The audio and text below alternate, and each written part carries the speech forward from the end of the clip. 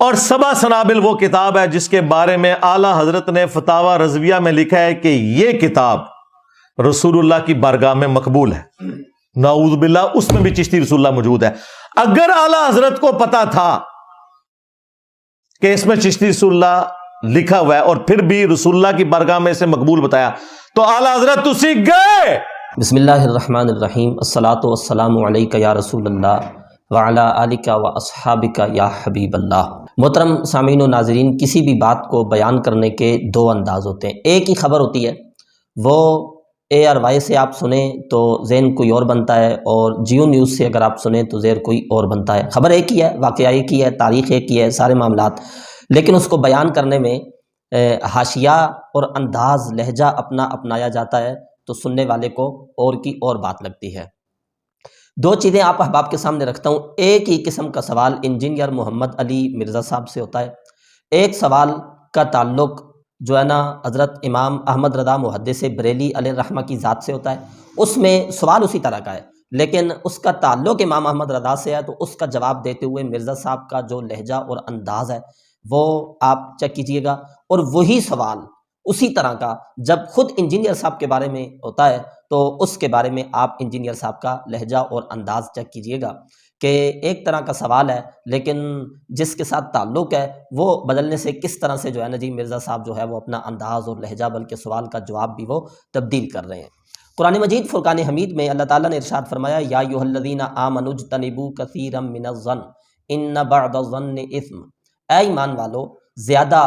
گمان سے اجتناب کرو، اس لیے کہ بعض گمان جو ہیں وہ گناہ ہوتے ہیں. اس بعض گمان سے مراد ہے بد گمانی، کسی کے بارے میں برا سوچنا. دیکھیے نا، کسی کو کسی مقام پہ کھڑا دیکھ کے دو طرح کی سوچ آپ کے ذہن میں آتی ہے. ایک ہے منفی سوچ کہ یہ جہاں کھڑا ہے تو کسی غلط مقصد کے لیے ہی کھڑا ہے، غلط کام کے لیے ہی کھڑا ہے. اور ایک ہوتا ہے کسی کے بارے میں پازیٹیو سوچنا، مثبت سوچنا، بھئی یہ یہاں کھڑا ہے یا تو یہ جگہ غلط نہیں ہے، مجھے ایسے لگ رہا ہے، یا اس کی کوئی مجبوری ہوگی، یہ کسی اپنے ذاتی کام کے لیے آیا ہوگا. جس مقام پہ کھڑا ہے تو لازمی نہیں ہے کہ وہ غلط ہی کام کے لیے کھڑا. تو مثبت اور اچھی سوچ بھی سوچی جا سکتی ہے، اور ہمیں شریعت نے یہی کہا ہے کہ ہر مسلمان کے بارے میں مثبت سوچو، اچھا سوچو. اس سے معاشرے میں امن پیدا ہوگا، دوریاں ختم ہوں گی، نفرتیں ختم ہوں گی. یہ سوال ہوتا ہے انجینئر صاحب سے.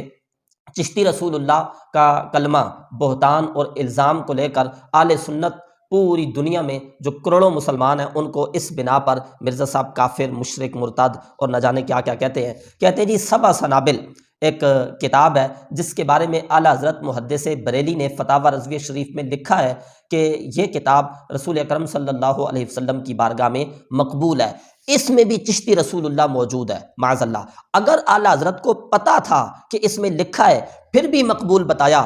تو اعلی حضرت تسی گئے. یہ آپ انداز چیک کریں. کہہ رہا ہے کہ ایک کتاب ہے جس کا نام ہے سبع سنابل، اس میں یہ کلمہ موجود ہے، اور اعلی حضرت نے اس کے بارے میں فتاوی رضویہ میں یہ کہا، فتاوی رضویہ کی 21ویں جلد میں یہ موجود. تو اعلی حضرت نے اس کے بارے میں یہ کہا ہے کہ یہ رسول اکرم صلی اللہ علیہ وسلم کی بارگاہ میں مقبول ہے. تو یہ کہنے کی وجہ سے اعلی حضرت تسی گئے.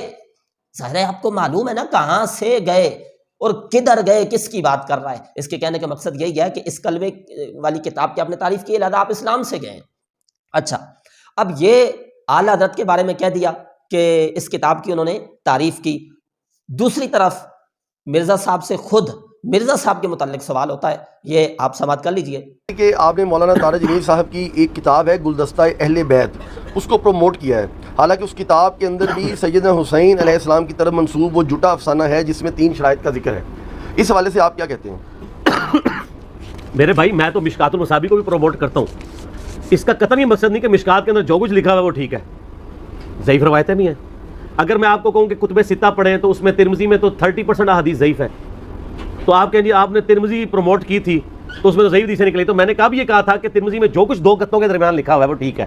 وہ سر ایک ہی کتاب ہے اللہ کی کہ جو 2 گتوں کے درمیان سب کچھ ٹھیک لکھا ہوا ہے. باقی اپنی تھیم کے اعتبار سے وہ ایک اچھی ایفرٹ ہے گلدستہ اہل بیت. باقی اس میں یہ بھی بتایا تھا کہ مولانا طارق میر صاحب کو کسی نے یہ بتایا کہ نبی الاسلام خواب میں آئے ہیں اور انہوں نے اس کتاب کو پسند فرمایا. اس کا قطعاً یہ مقصد نہیں ہے کہ نبی الاسلام نے کوئی چیز پسند فرمائی ہے تو اس کا یہ مطلب ہے کہ 100% اس میں سب کچھ ٹھیک لکھا ہوا ہے. کسی کو پسند ناپسندیدگی کا معاملہ 100% نہیں ہوتا. اگر آپ کو کوئی بندہ پسند ہے تو کیا آپ اس کی 100% عادتوں کو پسند کر رہے ہوتے ہیں؟ نہیں، چاند ایک باتیں آپ کو اچھی لگ رہی ہوتی اس میں ایک شخص سوال کر رہا ہے کہ آپ نے یعنی انجینئر صاحب نے طارق جمیل صاحب کی ایک کتاب ہے جس کا نام ہے گلدستہ اہل بیت، اس کو پروموٹ کیا ہے، حالانکہ اس کتاب کے اندر بھی حضرت امام حسین رضی اللہ تعالیٰ عنہ کی طرف منسوب وہ جھوٹا افسانہ ہے، وہ جھوٹا ہے یا نہیں وہ ایک الگ بات ہے، یہاں سائل اس کو جھوٹا کہہ رہا ہے اور جواب دینے والا اسے جھوٹا تسلیم کر کے جواب دے رہا ہے، یعنی اس کا یہ کہنا ہے کہ واقعی جھوٹا ہے، تو جھوٹا افسانہ ہے جس میں 3 شرائط کا ذکر ہے، اس حوالے سے آپ کیا کہتے ہیں؟ سوال آپ سمجھ گئے، یعنی کہ آپ نے ایک کتاب کی تعریف کی ہے طارق جمیل صاحب کی، اس کتاب کا نام ہے گلدستہ اہل بیت اور اس میں جھوٹ ہے، تو تعریف آپ نے کی ہے اس میں جھوٹ، آپ اس بارے میں کیا کہتے ہیں؟ تو جواب سنیے، مرزا صاحب کہتے ہیں جی میرے بھائی میں تو مشکات کو بھی پروموٹ کرتا ہوں، مشکات المصابیح کو، تو اس کا قطعاً یہ مطلب نہیں کہ مشکات میں جو کچھ لکھا ہے وہ ٹھیک ہے،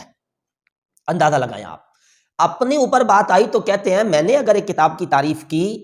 تو آپ مجھ سے سوال کر رہے ہیں کہ اس کے اندر فلاں ہے تو میں اس کا ذمہ دار نہیں ہوں، میں تو مشکات کی بھی تعریف کرتا ہوں، حالانکہ مشکات میں ضعیف روایتیں موجود ہیں، میں کتب ستہ کی بات کرتا ہوں، حالانکہ ان میں ترمذی شریف ہے جس میں 30% جو احادیث ہیں وہ ضعیف ہیں۔ اب خود گلدستہ اہل بیت کے بارے میں یہ کہہ رہے ہیں کہ میں نے یہ جو کہا ہے نا، تو اس کا یہ مطلب نہیں ہے کہ 2 گتوں کے درمیان جو کچھ ہے میں نے اس کی تعریف کی ہے، یہ کہ 2 گتوں کے درمیان جو کچھ ہے وہ ٹھیک ہے، وہ صرف ایک کتاب ہاتھ میں قرآن مجید کو اٹھا کے بتا رہے ہیں، یعنی وہ جو کتاب اللہ اللہ تعالیٰ کی کتاب ہے قرآن مجید، اس کے بارے میں کہا جا سکتا ہے۔ باقی اچھا اسی گلدستہ اہل بیت کے بارے میں آگے یہ بھی گفتگو کر رہے ہیں کہ یہ جو کسی شخص نے انہیں طارق جمیل کو کہا ہے کہ نبی پاک علیہ الصلوۃ والسلام خواب میں آئے اور آپ نے اسے پسند فرمایا ہے، اس کو بھی تسلیم کر رہا ہے، وہی بات ادھر بھی ہے کہ حضور علیہ الصلوۃ والسلام نے اس کتاب کو پسند فرمایا ہے، کہتا ہے اس کا قطعاً یہ مطلب نہیں ہے کہ نبی علیہ السلام نے کوئی چیز پسند فرمائی تو 100% اس میں سب کچھ ٹھیک لکھا ہوا ہے، یہ اس کا جواب خود ہی ہو گیا، یعنی اعلیٰ حضرت نے ایک کتاب کی تعریف کی اور یہ کہا کہ یہ رسول اکرم صلی اللہ علیہ وسلم کی بارگاہ میں مقبول ہے، اعلیٰ حضرت کو کہتا ہے تسی گئے اور اپنے آپ کو کہہ رہا ہے کہ نبی پاک علیہ الصلوۃ والسلام کے بارے میں اگر کہا جائے کہ حضور نے اس کتاب کو پسند فرمایا تو اس کا قطعاً یہ مطلب نہیں ہے کہ 100% وہ چیز ٹھیک ہے، یا 2 گتوں کے درمیان جو کچھ ہے وہ، پھر آگے یہ جملہ نایاب جملہ، اور کہہ رہے جی کسی کی پسند ناپسندیدگی کا معاملہ 100% نہیں ہوتا، تو مرزا صاحب اپنی دم پہ پاؤں آیا، تو آپ کہہ رہے ہیں کسی کی پسند یا ناپسندیدگی کا معاملہ 100% نہیں ہوتا، تو سبا سنابل میں بھی تو یہ کہا جا سکتا ہے نا کہ اعلیٰ حضرت نے جو کہا تو 2 گتوں کے درمیان جو کچھ ہے اس کی ذمہ داری نہیں لے لی انہوں نے، اور ادھر بھی پسند یا ناپسندیدگی کا معاملہ 100% نہیں ہوتا اور اعلیٰ حضرت اس کے ذمہ دار نہیں ہیں۔ اور دوسری بات یہ ہے، آپ کو یہ کس نے بتایا ہے کہ یہ جو کتاب ہے سبا سنابل، اعلیٰ حضرت کے پاس اس کا جو نسخہ تھا اس میں بھی یہ چشتی رسول اللہ کا لفظ جو ہے موجود تھا، اس پہ آپ دلیل قطعی پیش کریں کہ اعلیٰ حضرت کے بعد دیکھیں نا، ہو سکتا ہے ایک نہر اوپر سے بہہ کے آپ کی طرف آ رہی ہے، آپ سے آدھا کلومیٹر پیچھے دور اس میں کتا گر گیا، مر گیا، اب اس سے پانی ہو کے گزر کے آپ کے پاس آ رہا ہے، پانی اس میں،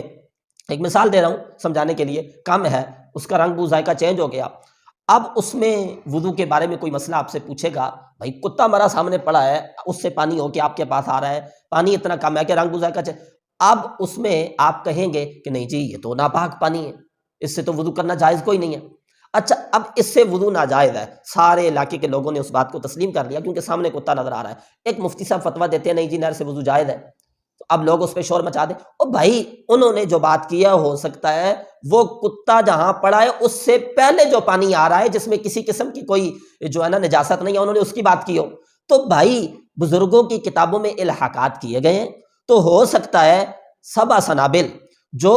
اعلیٰ حضرت محدث بریلی علیہ الرحمہ کے پاس تھی اس میں یہ واقعہ نہ ہو اور بعد میں کسی نے اس کو اس کے ساتھ جو ہے نا اس میں الحاق کر دیا ہو، یہ عین ممکن ہے، اور ہمیں یہ حکم ہے کہ کسی عام مومن کے بارے میں بھی بدگمانی نہیں کرنی چاہیے کہ ایک بڑے امام کے بارے میں۔ دیکھیں نا ہماری درس نظامی کی کتابوں میں درجہ ثالثہ میں نحو کی ایک بڑی مشہور و معروف کتاب پڑھائی جاتی ہے کافیہ، آپ مرزا صاحب کیونکہ درس نظامی کی نہیں اور قریب سے بھی نہیں گزرے، درس نظامی کرنے پڑھانے والے لوگ جو ہیں وہ جانتے ہیں کہ کافیہ جب پڑھی جاتی ہے اس وقت بھی اور پھر درجہ رابعہ میں جا کے اس کی بڑی خوبصورت شرح ہے، شرح ملا جامی، جب وہ پڑھائی جاتی ہے تو اس میں بھی پہل یہ بات آتی ہے کہ تمام جو مصنفین ہوتے ہیں نا، وہ اپنی کتاب میں بسم اللہ الرحمن الرحیم کے بعد خطبہ لکھتے ہیں، الحمدللہ رب العالمین والصلاۃ والسلام علی سید المرسلین وغیرہ وغیرہ کے الفاظ سے خطبہ لکھتے ہیں، جس میں اللہ کی حمد بیان کرتے ہیں۔ اب قافیہ کی جتنی شروحات ہیں آپ اٹھائیں، پہلا سوال یہی کیا جاتا ہے کہ صاحب کتاب نے، یعنی صاحب قافیہ نے، اپنی اس کتاب کو حمدللہ سے شروع کیوں نہیں کیا؟ یعنی بسم اللہ تو لکھی لیکن الحمدللہ کیوں نہیں لکھی؟ اب مرزا صاحب جیسا بندہ ہو تو وہ تو یہ کہہ کے گزر جائے گا بھائی یہ صاحب قافیہ نے غلط کیا ہے، ان کو ایسا نہیں کرنا چاہیے تھا۔ حالانکہ حدیث شریف میں ہے ہر وہ اچھا کام جس کی ابتدا، جس طرح یہ حدیث بسم اللہ کے بارے میں تو الحمدللہ کے بارے میں بھی ہے، وہاں تمام جو اس کی شرح کرنے والے انہوں نے لکھی ہے کہ ہر وہ اچھا کام جس کی ابتدا الحمدللہ سے نہ کی جائے تو وہ بے برکتہ ہوتا۔ تو اب اس حدیث پہ صاحب قافیہ نے عمل نہیں کیا، اور جو سلف صالحین کا طریقہ کار ہے کہ بسم اللہ کے بعد وہ اپنی کتابوں میں الحمدللہ کا ذکر کرتے ہیں، اس کو نہیں کیا، غلط کیا۔ اس پر مرزا صاحب جیسا بندہ ہوتا تو پتہ نہیں کتنی گالیاں دے کے گزر جاتا۔ لیکن مجھے آپ ایک شرح قافیہ کی بتا دیں کوئی بندہ کہ جس میں اس طرح سے کسی نے اعتراض کیا ہو، صاحب قافیہ کو گالیاں دی ہوں اور آگے چل پڑا ہو۔ نہیں، ایسا نہیں ہے، بلکہ ہماری شروع سے یہ تربیت کی گئی ہے، بات جب بزرگوں کی آ جائے، بات جب صحیح سچے علماء کی آ جائے، اولیاء کی آ جائے، صوفیاء کی آ جائے، جنہوں نے آپ کو معلوم ہے دین کی خدمت کی ہے، آپ کو معلوم ہے جنہوں نے لوگوں کو کلمہ توحید پڑھایا ہے، جنہوں نے غیر مسلموں کو مسلم کیا ہے، جنہوں نے قوم کو جہالت کے اندھیروں سے نکال کے نبی پاک علیہ الصلوۃ والسلام کے دین کے قریب کیا ہے، لوگوں میں نور بانٹا ہے، روشنی بانٹی ہے، علم بانٹا ہے۔ تو اب ان لوگوں کی بات آ جائے تو اس طرح کی کوئی بات آپ کے سامنے آئے تو اس کا آپ کو جواب دینا ہوگا، نہ کہ ان کو گالیاں دینی ہوں گی اور ان پر اعتراض کرنا ہوگا۔ اب صاحب شرح جامی یہ سوال جو ہے نا شروع میں کرتے ہوئے کہ حمدللہ سے ابتدا کیوں نہ کی، وہ اس طریقے سے گفتگو کرتے ہیں، کہتے ہیں حمدللہ سے ابتدا اس طور پر نہ کی کہ حمدللہ کو اپنی کتاب کا جز بناتے۔ یعنی یہ تو سوال ہی نہیں ہے کہ کتاب شروع کرنے سے پہلے حمدللہ کی یا نہیں، سوال یہ ہے کہ کتاب کا جز کیوں نہیں بنایا۔ یعنی آدھا جواب تو سوال کے اندر ہی ہو گیا کہ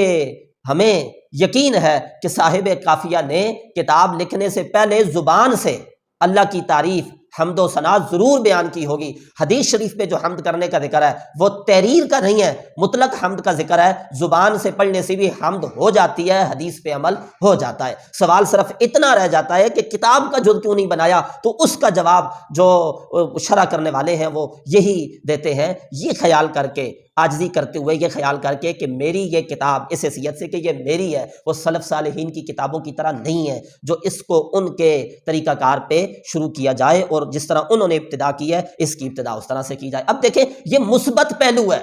یہ اچھی سوچ ہے۔ اب ایک تو یہ ہے الحمدللہ نہیں کی تو گالیاں دے دینا، اعتراض کر دینا، دوسرا الحمدللہ نہیں کی تو اس پر بھی تعریف کی گئی، یہ خیال کر کے الحمدللہ نہیں کی بھئی میری یہ کتاب سلف صالحین کی طرح ہے ہی نہیں ہے، بڑے بزرگوں کی طرح ہے ہی نہیں ہے جو ان کے طریقے پہ شروع کی جائے، اور باقی رہ گیا حدیث پہ عمل کا معاملہ، وہ زبان سے الحمدللہ کر کے حدیث پہ عمل کر دیا۔ تو بھائی اعلیٰ حضرت محدث بریلی رحمۃ اللہ تعالیٰ علیہ کے بارے میں بھی اس طرح کا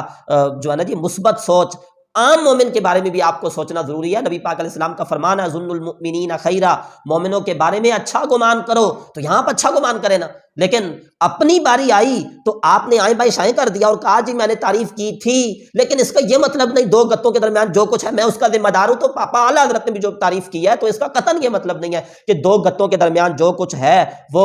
اعلیٰ حضرت جو ہے جی وہ اس کے ذمہ دار ہیں، نہیں، ایسا بالکل بھی نہیں ہے۔ اور پھر دوسری بات یہ اعلیٰ حضرت محدث بریلی رحمۃ اللہ تعالیٰ علیہ کی کتاب فتاوی رضویہ شریف ہے، جس میں آپ کو وہ تعریف مل گئی نا، اس میں آپ کو یہ نہیں ملا کہ اعلیٰ حضرت نے کچھ اصول اور قوانین بھی بتائے ہیں۔ یہ جلد 22 ہے فتاوی رضویہ شریف کی، اس کا صفحہ نمبر 515 سے بات شروع ہوتی ہے۔ اعلیٰ حضرت فرماتے ہیں اکابر اولیاء اعظام کے ارشادات کثیرہ سے ثابت ہے کہ شریعت مطہرہ سب پر حجت ہے اور شریعت مطہرہ پر کوئی چیز حجت نہیں ہے۔ حضرات اولیاء جن کی ولایت ثابت و محقق ہے، ان سے جو قول یا فعل یا حال ایسا منقول ہو کہ بظاہر خلاف شرع مطہر ہو، یعنی جن کی ولایت ثابت ہے ان سے کوئی قول فعل یا حال ایسا منقول ہے جو ظاہری طور پہ ظاہراً شریعت کے مخالف ہے، تو کیا اس پہ انہیں کیا دیا جائے گا، تسی گئے، انہیں گالیاں دے دی جائیں گی؟ ولایت ان کی ثابت ہے، محقق ہے۔ حضرت خواجہ معین الدین چشتی اجمیری رحمۃ اللہ تعالیٰ علیہ کی ولایت کو انجینئر کے علاوہ مجھے بتائیں دنیا میں کون سا مسلمان ہے جو نہیں مانتا؟ یہ سوال ہوتا ہے نا مرزا صاحب سے کہ بخاری شریف والے جو بزرگ ہیں اور بخاری شریف جو ہے اس کو آپ کیوں مانتے ہیں؟ اس کا جواب دیتے ہوئے مرزا صاحب کہتے ہیں کیونکہ ساری دنیا مانتی ہے، اس پر اجماع امت ہے۔ تو میں بھی یہ کہہ رہا ہوں خواجہ صاحب اللہ کے ولی ہیں، بزرگ ہیں، اس پر اجماع امت ہے۔ مجھے ایک بندہ بتائیں انجینئر صاحب کے علاوہ کسی مکتبہ فکر سے اس کا تعلق ہو جو کہتا ہو کہ یہ بزرگ ٹھیک نہیں ہے، یا مرزا صاحب کی طرح جو ہے نا جی کوئی انہیں گالیاں دیتا ہو۔ بلکہ تمام مکاتب فکر کا انداز اپنا اپنا، لیکن تمام مکاتب فکر کا اس پہ اتفاق ہے کہ وہ مسلمانوں کے مسلمہ بزرگ ہیں اور اللہ تعالیٰ کے ولی ہیں۔ اب جن کی ولایت ثابت ہے ان سے ایسی کوئی چیز منقول ہو تو انہیں گالیاں دی جائیں گی؟ نہیں، اعلیٰ حضرت نے اس پر جو ہے نا جی بہت سے جواب۔ کیا کیا جائے گا؟ آپ فرماتے ہیں اولاً پہلے سب سے کیا کیا جائے گا؟ اگر وہ سند صحیح، وہ واجب الاعتماد سے ثابت نہیں، سند صحیح سند دین سے ہے، وہ جو بات ان سے آ رہی ہے وہ صحیح سند سے اگر ثابت نہیں ہے، ایسی سند جو واجب الاعتماد ہے اس سے ثابت نہیں، تو ناقل پر مردود ہے، اور دامن اولیاء اس سے پاک، یعنی نقل کرنے والے کی طرف اس کا ذمہ دار نقل کرنے والا ہے، دامن اولیاء اس سے پاک ہوگا۔ آگے بڑا خوبصورت آپ فرماتے ہیں بلکہ اولیاء تو اولیاء حجت الاسلام امام غزالی قدس سرہ نے احیاء شریف میں تصریح فرمائی کہ کسی مسلمان کی طرف کسی کبیرہ کی نسبت جائز نہیں جب تک ثبوت کامل نہ ہو، یعنی عام مسلمان ہے، جب تک قطعی ثبوت نہیں ہے، کامل ثبوت نہیں ہے، تو کسی کبیرہ، یہ کفر نہیں، کبیرہ یعنی کوئی بڑا گناہ ہے، تو کبیرہ گناہ کی نسبت کسی عام مسلمان کی طرف بھی نہیں کی جا سکتی، یہ کرنا جائز نہیں جب تک ثبوت کامل نہیں۔ چاہے کہ کفر کی نسبت، وہ بھی عام مسلمان نہیں بلکہ اس ولی کی طرف اس کی نسبت جس کی ولایت ثابت و محقق ہے، تو کچی بات پر، اور جس کی سند ہی ثابت نہیں۔ تو یہ اصول ہے، کچھ قوانین ہیں جس کی روشنی میں ہم آپ کے سامنے جو ہے اس کے جوابات رکھ رہے ہیں۔ اور دوسرا پھر جس واقعہ کو مرزا صاحب جو ہے نا بیس بنا کر کہ جی فوائد السالکین میں سب سے پہلے جو واقعہ مرزا صاحب کہتے ہیں نا مجھے مل گیا، تو یہ کتاب ہے فوائد السالکین جو منسوب ہے حضرت خواجہ فرید الدین گنج شکر رحمۃ اللہ تعالیٰ علیہ کی طرف۔ اس میں کہتے ہیں جی کہ یہ واقعہ موجود ہے چشتی رسول اللہ والا، اور بعد میں ان کو جو ہے سبع سنابل سے بھی مل گیا ہے۔ اس کے حوالے سے بھی میں آپ احباب کے سامنے رکھتا ہوں۔ اعلیٰ حضرت محدث بریلی علیہ الرحمہ فتاوی رضویہ جلد 22 صفحہ 491 میں فرماتے ہیں کہ سوال میں دلیل العارفین، فوائد السالکین، تحفۃ العاشقین کا نام لیا۔ جس کتاب کو بیس بنا کر مرزا صاحب سوال کرتے ہیں نا اس کا نام لے رہے ہیں اعلیٰ حضرت، کہ سوال میں آپ نے دیگر کتابوں کے ساتھ فوائد السالکین کا نام لیا اور عبارت نقل نہ کی، جہاں بحوالہ صفحہ عبارت نقل کی وہاں تو سری کذب جری کی راہ لی۔ کیا یہاں کیا اعتبار ہے؟ آگے،